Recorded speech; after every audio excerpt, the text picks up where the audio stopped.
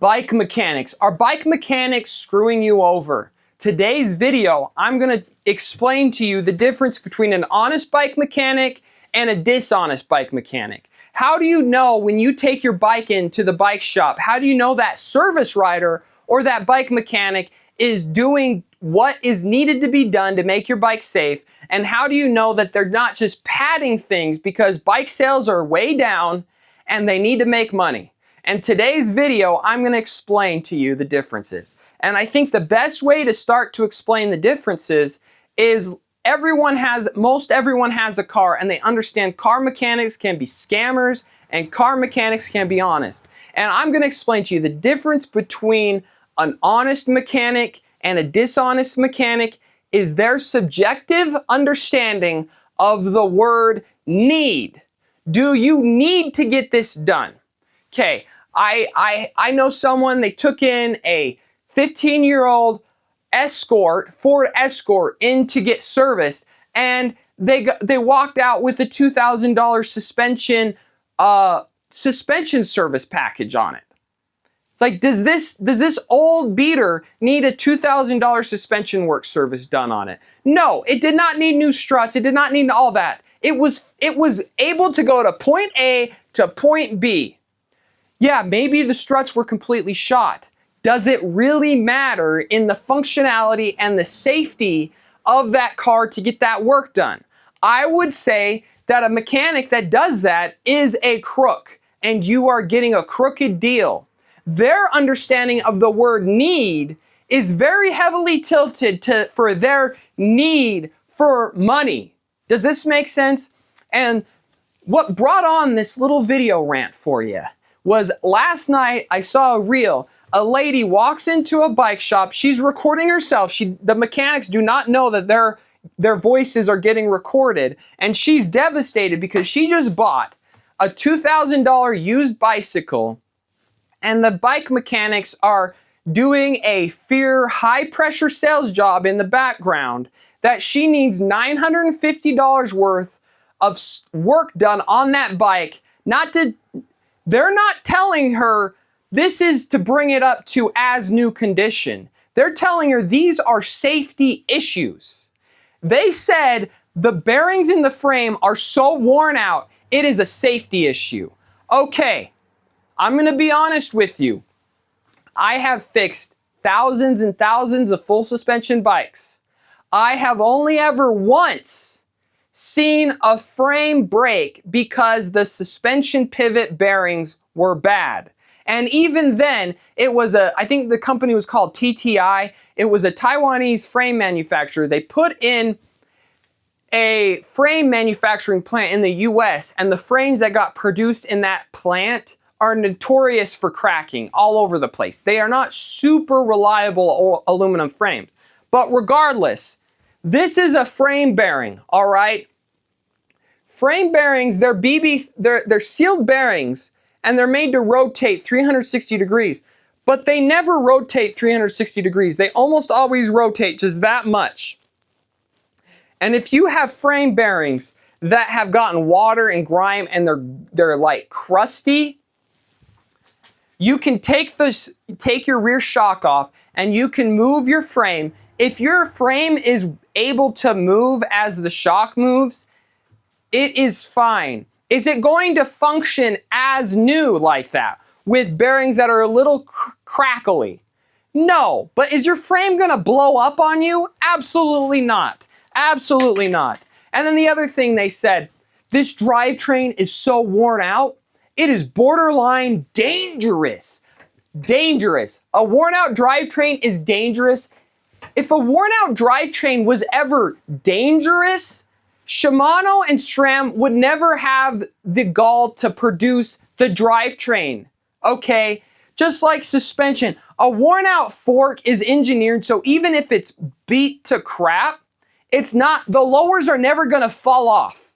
The lowers are never gonna fall off. There's liabilities, there's insurance agents, there's lawyers analyzing these products and their liability. The only thing that's gonna happen to a worn out drivetrain is your chain is going to start to slip and maybe your chain will break. But did you know what?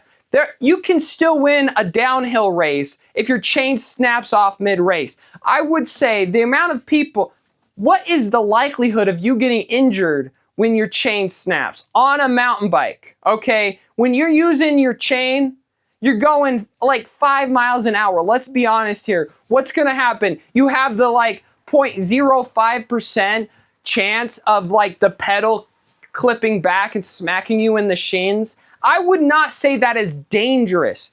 And then the other thing in the video, here's a little tip for you guys to not get taken advantage of. They say, look at the teeth here. They're almost all worn out. The teeth are missing. This is the Shimano microspline cassette, and it is engineered to get off and on the different cogs perfectly. And to do that, let me show you here.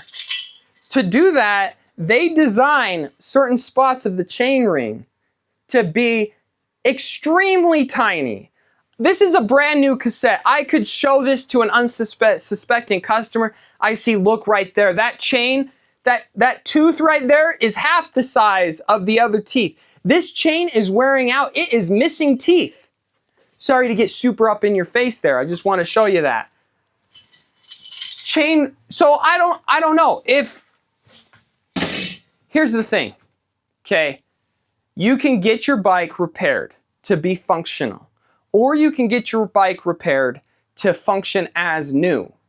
And some people want an as new functionality, and you should be able to give the customer that option. Just yesterday, I was at a job, and he had a pivot full suspension bike. It was 6 years old. I did the basic tune-up on it, and I told him, you know, your front wheel needs new bearings, and your suspension, it's not working that great. It's a Fox factory suspension set on this bike. If you want it to work right, you need to take it into Suspension Syndicate down in Salt Lake. They're my recommended suspension people. They are just a suspension service shop. Okay, so I'm like, and then he's like, well, how much is that gonna be? It's like, well, at this point, I wouldn't just get the lowers replaced. I would do the whole internal stuff to keep it up and going, because it's been 6 years. It's probably never had that internal work done on it. So it's gonna be like $400, $500. He's like, this is my daughter's last year at NICA. I think I'll just sell it after that and be honest with the condition. It was his opinion. He did not want as new service done. He wanted the bike to function. And me, I specialize in getting bikes to function. Everyone can talk smack about that. I don't really care. My customers are happy with the service, and I'm always honest, okay? When I worked with the bike yesterday, I don't do suspension work in the van. I don't do frame bearing work in the van, okay? I told him, this is what needs to be done. This is where you can go get it done at, okay? And people, back to the drama on Instagram. I think I'll post the link to this Instagram reel in my description. The guy who sold the bike to her, he commented and he said this, hey, it's me. I sold you the bike. I wasn't lying when I told you it was well maintained. Shortly before I sold it, I replaced all the linkage bearings as well as the main pivot. The suspension lowers have been serviced twice. Never been done isn't true. I also had the dampener completely rebuilt a couple months ago before I sold it. The derailleur was only a couple months old when you bought it, and it shifted perfectly. And then he goes on to say things. If I was him, I'd be like, this bike shop sucks. But I mean, he might be scared of a lawsuit or something. Maybe I'm an idiot for talking. But that's the thing. The difference between an honest mechanic and a bad mechanic is their interpretation of the word need. You do not want to go to a bike mechanic, a car mechanic, where their need always coincides with their need for more money, okay? You need someone who's honest. There's honest bike mechanics, there's honest bike shops all over the place. But when you're going into a bike shop and you're getting an estimate, if they're using fear tactics to try to get you to get suspension work done or whatever, saying it's not safe, getting suspension work done makes the bike work way better. But I would say I have seen forks never serviced. I've seen Fox and RockShox forks never serviced for a decade. Okay, they aren't not safe. They just don't work that good. So if you want your fork to work great, get it serviced every year. But it's not a safety issue. Am I making sense here? Has anyone else been hosed by a bike shop? Yeah, there was when I made a comment on the video, and there was a bunch of bike mechanic employees like, yeah, you're the type of mechanic that just wants things to function. And it's like, I'm the type of mechanic that 95% of bicycle riders want to work on their bikes because they don't want to go into a car, just like someone who with a 20-year-old, 10-year-old car, they don't want to go to a car mechanic and get told that it needs $5,000, $10,000 worth of work when the car is only worth that. So there'd be argument to be made, when it gets up to the total level, like $1,000 in repairs, I would say is almost a total level of a bicycle. And if I was diagnosing it, and if it was in that bad a shape as they say it was, I would say, you know, if I was you, I would be honest about what's wrong and what I just told you about, and try to get $1,000, $1,500 out of this bike and let someone who knows how to fix bikes take care of this bike.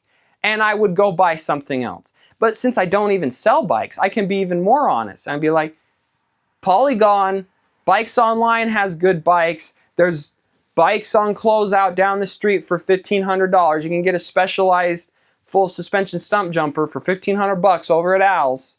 I'd go buy that.